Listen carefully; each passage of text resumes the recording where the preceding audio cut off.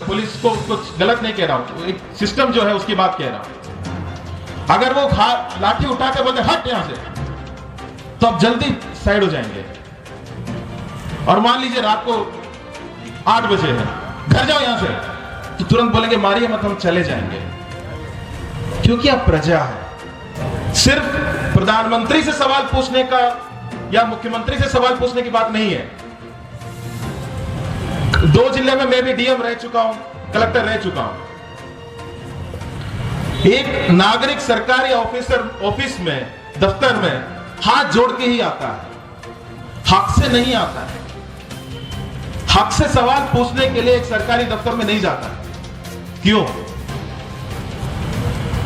अपना हक नहीं समझता है। ये देश नागरिकों का देश है,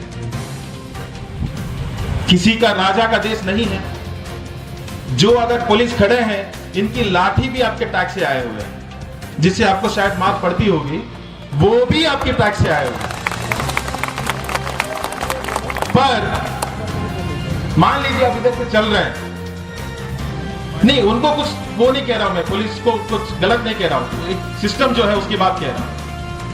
अगर वो लाठी उठा के बोलते हट यहां से, तो आप जल्दी साइड हो जाएंगे। और मान लीजिए रात को 8 बजे है, घर जाओ यहां से, तो तुरंत बोलेंगे मारिए मत, हम चले जाएंगे। क्योंकि आप प्रजा है। नागरिक होते तो पूछते कि भाई मार क्यों रहे, तुमको किसने अधिकार दिया मेरे ऊपर मारने का? मेरा ही देश में मुझे सेवा करने के लिए जो निवृत्ति हुए, आप हमें मार कैसे सकते, ये पूछते नागरिक होते थे। पर हम वो नहीं पूछते, हम मुझसे मारिए मत, चले जाएंगे। और मार क्यों रहे? जब अपने आप को नागरिक नहीं महसूस करते, तो सरकार से जिम्मेदारी मत एक्सपेक्ट करिए, उसकी उम्मीद मत रखिएगा। जब खुद से नागरिक होने का उम्मीद नहीं है आपको, तो सरकार से जिम्मेदार होने का उम्मीद भी मत रखिए। वो भी राजा की तरह ही बिहेव करेंगे जब तक आप प्रजा की तरह बिहेव करते रहेंगे। ये मैं अभी किसी ने, कई सारे लोगों ने बल्कि मैसेज किया, जब उनको पता चला कि मैं सिवान में आ रहा हूं, उसमें से एक ने मैसेज किया है कि यहां से कई सारे लोग बाहर जाते हैं, वो क्योंकि काम के लिए बाहर जाते हैं और शायद ड्राइवरी करने का कई सारे लोग निकलते हैं यहां से। उन्होंने लिखा है कि बिना घूस का हमें ड्राइविंग लाइसेंस मिलता ही नहीं, हेवी मोटर का जो है ड्राइविंग लाइसेंस मिलता ही नहीं यहां पे। और हम दूसरी स्टेट से, दूसरे जिलों से जाके वो ड्राइविंग लाइसेंस बना के यहां से कहीं और जाके नौकरी ढूंढते हैं। और वो चाह रहे थे कि मैं इस मुद्दे को इस मन से बोलूं। भाई सिवान मेरा है कि आपका है? अगर आपको यहां पे दिक्कत है, आप सवाल पूछेंगे कि आप उम्मीद रखेगा कोई और आके वो सवाल उठाएंगे? पहले ये अपना है, ये सोचना जरूरी है, ये समझना जरूरी है। ये मेरा है, ये देश मेरा है, ये प्रदेश मेरा है, ये जिला मेरा है, ये गांव मेरा है। और अगर यहां कुछ ठीक नहीं है, उसको ठीक करने का जिम्मेदारी भी मेरी, कोई और आके नहीं कर सकता ये। उसके जगह पे हम अपने आप को प्रजा ही, क्योंकि आसान है प्रजा बनना, नागरिक बनना बहुत मुश्किल है। चीजों को समझना होगा, सवाल उठाना होगा, फिर लड़ना पड़ेगा, हो सकता है सड़क पे उतरना पड़े, मुश्किल है।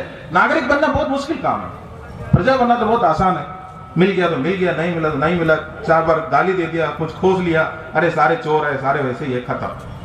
बहुत आसान काम है। और आदमी हमेशा आसान रास्ता चुनता है, सही और गलत रास्ता नहीं चुनता है। ये सोचता भी नहीं कि सही क्या है गलत क्या है, आदमी सोचता है आसान क्या है, और आसान क्या है उसको चुन लेता है। पर इसके साथ साथ एक और चीज हुआ है। आज जैसे एक छोटा सा एग्जांपल बताऊंगा। डैन कहन करके एक रिसर्चर है, सोशल साइंटिस्ट है, एक ऐसे नाम मान लीजिए। उन्होंने एक चीज स्टडी करके बताया है कि जब हमारी पहचान, हमारी आइडेंटिटी को हमें लगता है कि कुछ खतरा है, चाहे वो आइडेंटिटी हो सकता है हिंदू होने का हो, मुसलमान होने को हो, कोई जात का हो, कोई प्रदेश का हो, कोई भी तरीके का हो, उस पहचान पे जब कोई सवाल हमें लगता है कि उसको खतरा है, तब हमारी सोचने की क्षमता जो है वो कम हो जाती है। अगर आज सवाल होना चाहिए ताकि पेट्रोल के दाम क्यों इतने बढ़े हैं, पर वो नहीं होता। क्यों भाई? जब हिंदू खतरे में है तो क्या 50 रुपए ज्यादा नहीं दे सकता पेट्रोल के लिए? ये वो इसलिए नहीं है कि हिंदू खतरे में है, इसलिए वो नहीं है। ये एक दिमाग में आ जाता है कि पहचान, हमारे अस्तित्व खतरे में है तो थोड़ा बहुत नुकसान तो सह लेंगे ना, चाहे पेट्रोल का हो चाहे डीजल का हो, कोई बात नहीं, 2 लाठी भी मार लो चलेगा। धर्म बचना चाहिए, वो खतरे में वो ज्यादा इंपॉर्टेंट है। और ये एस्टैब्लिश्ड है कि जब हमें ऐसे लगता है हमारी कोई आइडेंटिटी खतरे में है तो हमारे सोचने का क्षमता वो नीचे हो जाता है।